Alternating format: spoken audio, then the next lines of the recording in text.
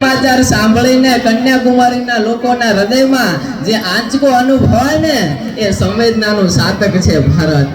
કે મારા સપનાના ભારતમાં ક્યારે હિન્દુ મુસલમાનના નામ પર કોઈ વિરોધ નહીં થાય.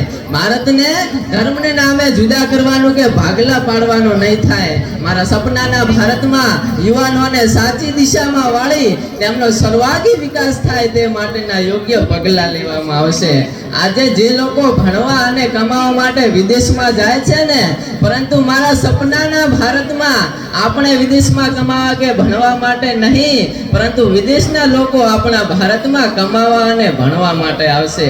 આજની યુવા પેઢીના શબ્દોમાં કહું, ટ્રેન્ડિંગ મોસ્ટ ઓફ પોપ્યુલર. આજનો ટ્રેન્ડિંગ ગણો કે ભલે મોસ્ટ ઓફ પોપ્યુલર એ છે કે આજે જે લોકો દોરા અને ધાગાની પાછળ જાય છે ને, એ જ લોકો જ્યારે મંદિર અને શાળાની તરફ પાછા વળશે ને, ત્યારે જ મારું સપનું સાકાર થશે. મિત્રો, ભારતની અંદર ગરીબીનું પ્રમાણ વધુ છે, પણ ગરીબી ત્યારે જ દૂર થઈ શકશે જ્યારે દરેક વ્યક્તિ શિક્ષિત બનશે. પરંતુ સસ્તા અનાજની દુકાનમાં ઘઉં કે ચોખા આપવાથી નહીં, પરંતુ શિક્ષણ આપવાથી ગરીબી દૂર થશે. આજનું બાળક એ આવતીકાલનું ભવિષ્ય છે.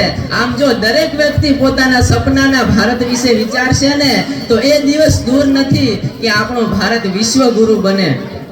આપણા દેશની અંદર કંઈક એવી જ વ્યવસ્થા હોય કે કોઈને અપરાધ કરવાનો મોકો જ ના મળે, પ્રદૂષણ મુક્ત વાતાવરણ હોય, પક્ષીઓનો કલરવ એ જ આપણા ગીતો હોય, અને હવા સાથે થયેલા સંવાદો એ જ આપણું વોટ્સએપ હોય, કોઈકને કરેલી સેવા એ જ આપણું ફેસબુક હોય, આપણા વડીલો સાથે કરેલી અને તેમની પાસેથી શીખેલી વાતો એ જ આપણું ઇન્સ્ટાગ્રામ અને એ જ આપણું ટ્વિટર હોય, કોઈકને આપેલું દાન એ જ આપણું ઈમેલ અને જીમેલ હોય ને, ત્યારે જ બનશે મારા સપનાનું ભારત.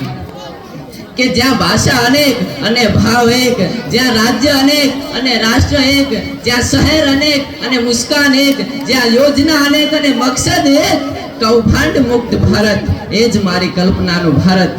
પણ આ બધું થશે કઈ રીતે? મેં અને તમે કલ્પના તો કરી લીધી, પણ આ બધું ત્યારે જ શક્ય બનશે જ્યારે દરેક ગામ અને દરેક શહેર નવા નવા આયોજનની શરૂઆત કરશે.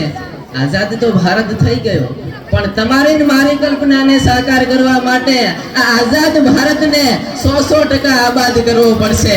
કેટલા ટકા? 100%.